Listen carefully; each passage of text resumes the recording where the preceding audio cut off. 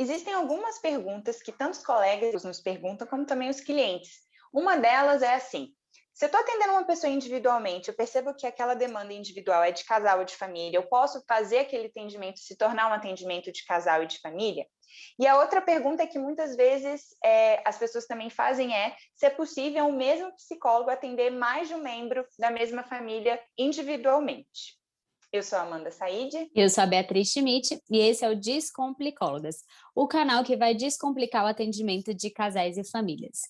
Antes de começar a falar sobre esse assunto, que pode ser bem polêmico, a gente quer pontuar que a gente vai trazer aqui a perspectiva que a gente tem, eu e a Amanda, de acordo com o que a gente aprendeu, com as nossas vivências. Então, a gente não está aqui para colocar o que é certo e o que é errado, mas com a perspectiva que a gente tem, da teoria sistêmica e de tudo também que a gente já vivenciou até agora. Uhum. Não tem nenhuma lei, né? Não tem nada que proíba que alguma dessas coisas que a gente mencionou anteriormente aconteça, mas tem uma passagem, né, no nosso código de ética, que a gente vai até ler aqui, para a gente poder pensar um pouquinho os cuidados que a gente tem que ter caso alguma situação parecida com essa aconteça. Aí, Então, o vamos lá. Código de Ética consta no artigo 2º, a linha J, a seguinte frase: ao psicólogo é vedado estabelecer com a pessoa atendida, familiar ou terceiro que tenha vínculo com o atendido, relação que possa interferir negativamente nos objetivos do serviço prestado. Uhum. Então é importante a gente pensar como é que a gente vai fazer essa transição, né? Então, assim, como que a gente vai preservar o sigilo do que foi dito para que isso não seja levado de um membro familiar para o outro? Porque se a gente estiver pensando em atendimentos individuais distintos, as pessoas são da mesma família, certamente, né, vão haver temas em comum, assim, né? Uhum. Então a gente tem que pensar nos cuidados que a gente vai ter que ter caso a gente opte por fazer algo assim. Sim, claro que o sigilo ele vai ter que existir, né, de toda forma. Então, mesmo que essas duas pessoas contem a mesma história, né, vai ser de perspectivas diferentes, e em nenhuma hipótese isso pode ser compartilhado, de que, fulano me falou tal coisa, ciclano me falou tal coisa. Então, assim, acaba que não tem nenhuma recomendação, então isso vai de acordo com o bom senso de cada profissional, né, e também acaba sendo uma questão muito subjetiva, que vale a pena aí a gente refletir. Uhum. Quando a gente está falando aí sobre, para a gente pensar essa perspectiva, né, acho que a gente pode falar de alguns conceitos que podem nos ajudar a pensar por que a gente problematiza isso, né? O primeiro deles é um conceito que, na verdade, cabe para vários tipos de relação, a gente já citou aqui anteriormente, que é o rapport, né, ou essa questão da vinculação, que muitas vezes não acontece, né, no primeiro contato. A gente fala muito da construção desse vínculo terapêutico como algo que acontece em processo, mas ele é um ponto muito importante porque é a partir desse vínculo que essa relação de confiança vai se estabelecer, e até aquela coisa que a gente fala assim no senso comum, né, de ir com a cara da pessoa, né, da gente poder estabelecer uma relação em que a gente vai poder começar a expor as nossas questões e pensar sobre elas a partir disso, né? É. E aí, a teoria sistêmica, né, ela tem várias escolas, digamos assim, que Uhum. trazem vários conceitos diferentes, que se complementam, às vezes até se divergem em algum ponto. Mas a gente vai trazer aqui 3 conceitos que são importantes, que é de um grupo chamado Escola Construtivista, que tem esse enfoque sistêmico, e eles trazem 3 principais conceitos, que são o seguinte: a formação de uma hipótese, a circularidade e a neutralidade. Então, a gente vai explicar um pouquinho cada um para vocês entenderem como que esses 3 conceitos também impactam nessa questão do atendimento. Uhum.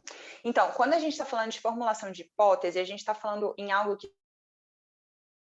na relação, né, naquele primeiro contato com a pessoa que está, né, no setting terapêutico, seja um indivíduo, ou um casal ou uma família, e que o terapeuta começa a formular a partir do que a gente está vendo, do que a gente está ouvindo, e a gente vai tentar ver se essa hipótese, né, ela é válida ou refutar essa hipótese. Então, a partir das coisas que a gente for tentando fazer no sentido de intervenção, de questionamento, a própria resposta das pessoas, vai nos dando também uma resposta se essa hipótese faz sentido ou não. É super possível a gente fazer uma mudança de hipótese, na verdade, isso provavelmente vai acontecer várias vezes ao longo do processo, mas é a partir disso que a gente tem, de certa forma, um guia, né, de como que a gente vai trabalhar desde o início e ao longo de todo o processo.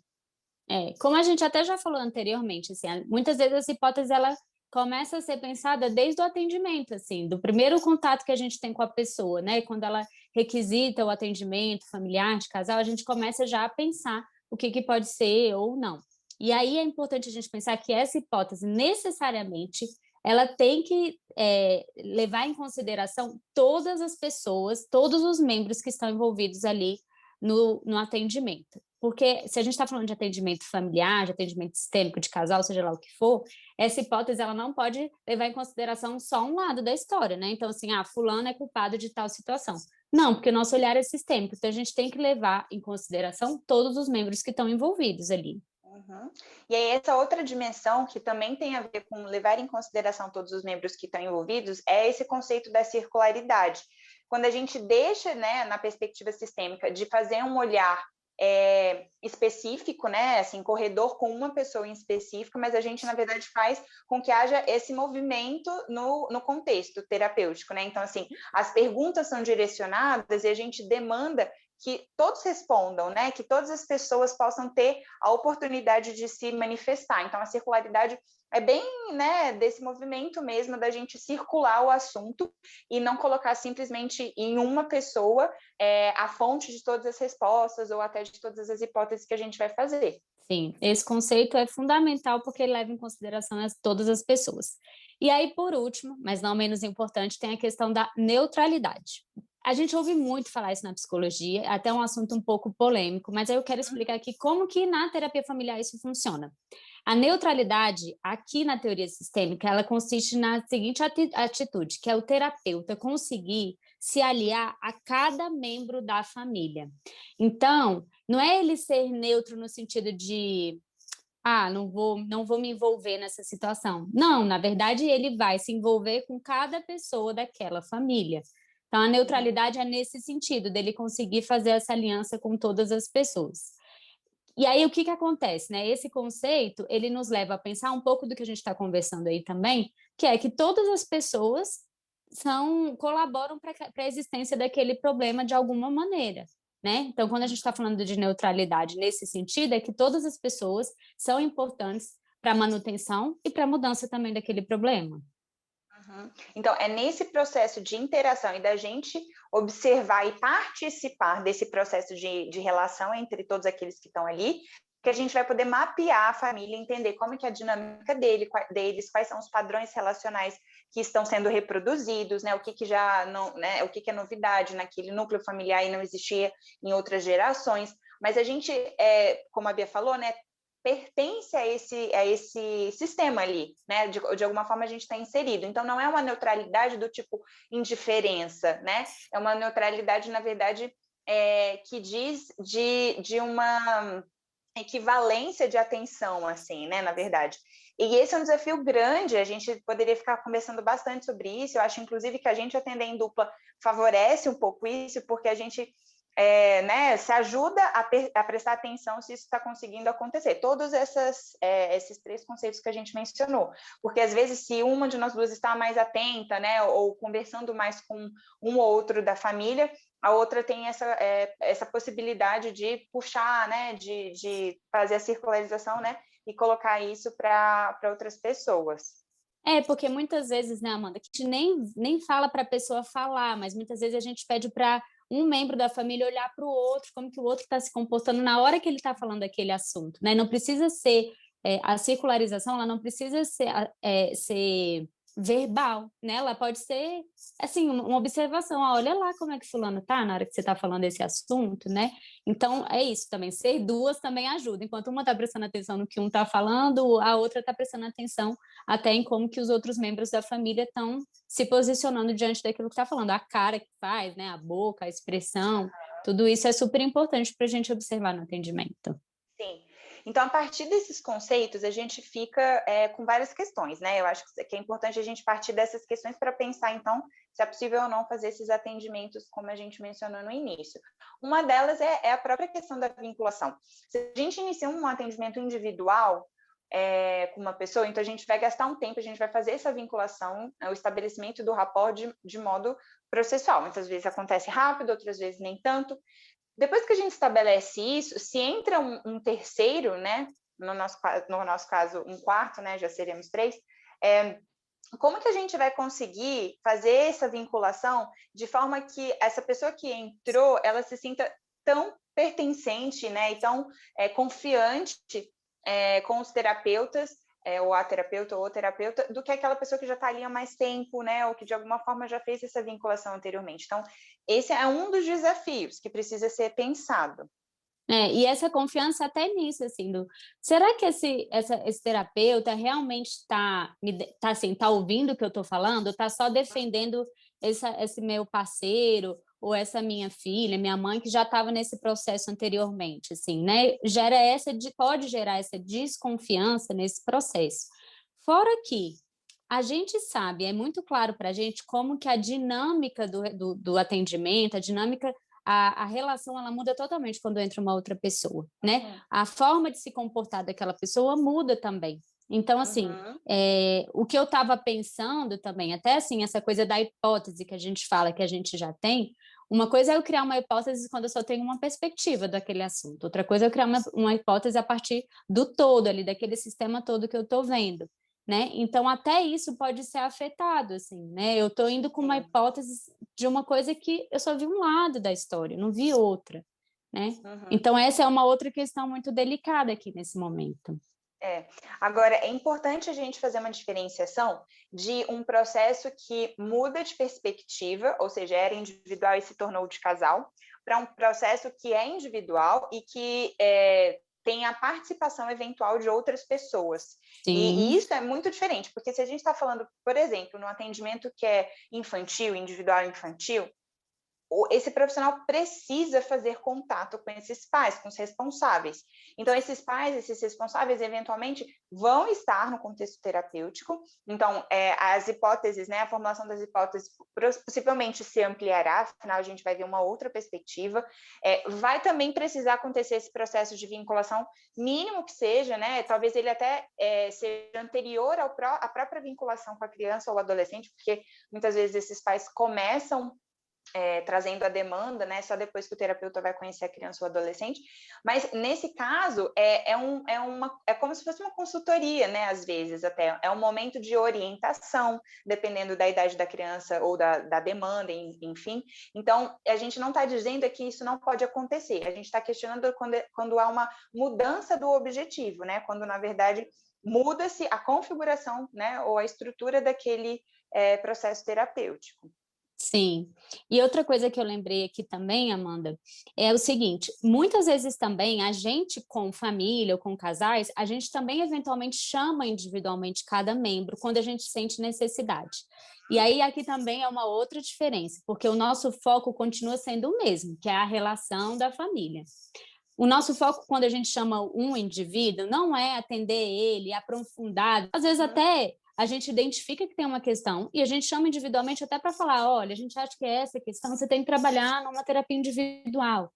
Mas, quando a gente chama ali individualmente ou o casal, né, uma parte do casal, da família, enfim, é justamente com o foco de trabalhar, às vezes, questões que estão sendo difíceis de serem ditas ali no todo, né, que a gente quer tentar auxiliar a pessoa que ela consiga falar e ela consiga comunicar essa dificuldade ali depois para o sistema geral. Então, assim, a gente tenta não trazer, por exemplo, segredos aqui nesse momento, porque senão a gente novamente cria uma aliança com esse paciente individualmente e não circula informação. Que não é neutra, nessa perspectiva que a gente trouxe, né? Porque você se alia a um só, uma coisa, né? Uma verdade. E aí isso também não faz com que o atendimento vire individual, porque eventualmente a gente fez atendimentos individuais, né? O processo de transformar, o processo contrário, de transformar um atendimento de casal e família em processo individual é outra perspectiva, né?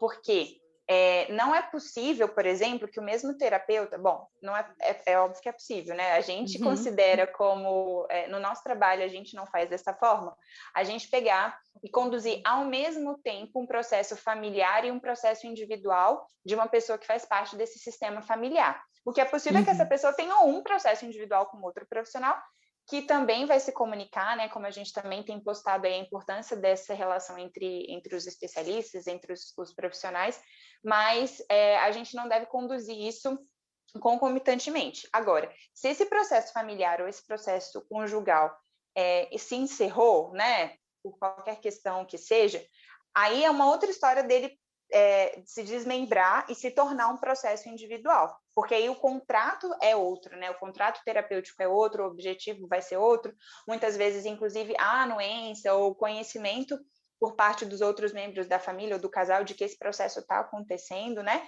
Porque aí sim a gente encerrou uma coisa que não vai voltar a ser aquela, né? Então, assim, uma vez que um processo de casal vira um processo individual, a gente também não considera adequado que esse profissional volte a atender o casal, né? Uhum, uhum. E aí essa via também tem que ter esses aspectos para ser bem claro para todo mundo. E até assim, né, Amanda, também acontece às vezes a gente atender uma família e perceber ali que precisa ser trabalhada uma questão do casal. E aí a gente desmembra para um subgrupo um pouco menor, que é o casal, e aí a gente deixa temporariamente de atender a família para atender o casal, mas aí nessa situação, eventualmente, a gente também chama a família, enfim, aí também não tem muito problema. Mas eu acho que é até rico, né, Amanda, quando acontece da gente já conhecer essa família, já conhecer, e aí atendendo individual, porque a gente meio que já conhece, já sabe como é que funcionam as relações, a gente já tem uma perspectiva que não é só de um, é do todo que a gente já viu, né? Então, muitas vezes é até rico, assim. Eu fiquei pensando, assim, que já aconteceu também, Amanda, da gente receber demanda, a gente está atendendo um casal e receber uma demanda de uma outra Sim, pessoa da família também para sim, atendimento de casal, e a gente optar por não fazer, né? A gente optar por não atender, mesmo que não seja uma demanda, é uma demanda de casal também, é um outro casal. sim. Não é, Mas, um casal não tem a ver com o outro, assim, né, nas queixas. mas são família. Então, assim, a gente achava que, como a gente, enfim, às vezes ouve, é inevitável, assim, né? O casal também comentar da família, a gente não achava que era adequado atender enquanto a gente estivesse acompanhando esse outro casal. Então, também acontece disso, por exemplo, né? E aí, eu acho que é muito legal a gente, né, tentar finalizar com essa perspectiva de que é assim que a gente faz, e até de ouvir de vocês, que são outros profissionais que também atuam, como que faz sentido, porque a gente sabe, a gente conhece profissionais que atendem um irmão e uma irmã, né, e, enfim, conduzem isso com adequação no sentido do sigilo, né, e tal, e pode fazer sentido, porque o que acho que às vezes pode acontecer é que as pessoas fazem esse atendimento sistêmico, ainda que individualmente, assim, né? Então, na verdade, elas Exato. atendem a família, mas poucas vezes estão todos juntos e, na verdade, ela fragmenta, né, esse contexto mais amplo para momentos individuais, mas ainda com uma perspectiva sistêmica, né? Então, isso também pode acontecer, né? É. Ser um atendimento individual, só que não, assim. E até a gente, né, Amanda, assim, a gente faz atendimentos individuais também, e a gente tenta levar esse enfoque sistêmico para os atendimentos individuais. Nem sempre é possível a gente atender a família, enfim, às vezes realmente é uma demanda individual, só que a gente sempre tenta levar esse olhar do todo, da família, do sistema, de como que aquilo, como que a pessoa contribui para o problema, enfim. Tudo isso a gente também tenta levar, né, essa nossa Sim. perspectiva para esses outros atendimentos individuais. Isso é tanto muitos encaminhamentos de profissionais, né, de colegas, que atendem alguém individualmente, que percebem que há uma demanda também conjugal ou familiar, e que aí, bom, já que elas fazem, né, esse atendimento individual, então elas recorrem a gente para fazer essa outra vertente de atendimento. Então, assim, a gente que atende sistemicamente, mesmo vendo sistemicamente, quando é individual, a gente às vezes também fala, tá, você está aqui comigo, mas caberia também um outro atendimento conjugal, né, ou familiar, que não vai ser com a gente, Uhum. se a gente for, né, os terapeutas individuais, mas a gente pode fazer essa sinalização também. Então, essa comunicação entre nós profissionais também é fundamental. E até isso, esse cuidado que a gente tem de quando a gente recebe um casal, uma família que está em outro processo terapêutico, a gente já falou isso antes também, essa Uhum. importância da gente comunicar com esse outro profissional que está fazendo atendimento individual, algumas coisas relacionadas ao atendimento, assim, porque senão corre o risco de um estar levando para um lado, o outro para o outro, não que seja um lado certo e um lado errado, mas que são duas possibilidades, dois caminhos para chegar no mesmo lugar. Só que às vezes isso pode demorar, né? Às vezes pode interferir um atendimento no outro, né? Então, até esse cuidado, eu acho que é importante da gente pensar em ter também, quando for atender casal e família, se alguém estiver no processo individual, de tentar fazer esse link aí com esses profissionais para alinhar um pouco aí a conduta, né? Claro que cada um nas suas particularidades, mas um pouco de estar seguindo o mesmo rumo, assim. Sim, acho que é isso. Se vocês tiverem alguma dúvida, alguma outra curiosidade, pensar em alguma coisa que a gente não compartilhou aqui, escreve para a gente que a gente está super disponível aí para ajudar vocês. É isso aí. Obrigada, pessoal. Até a próxima.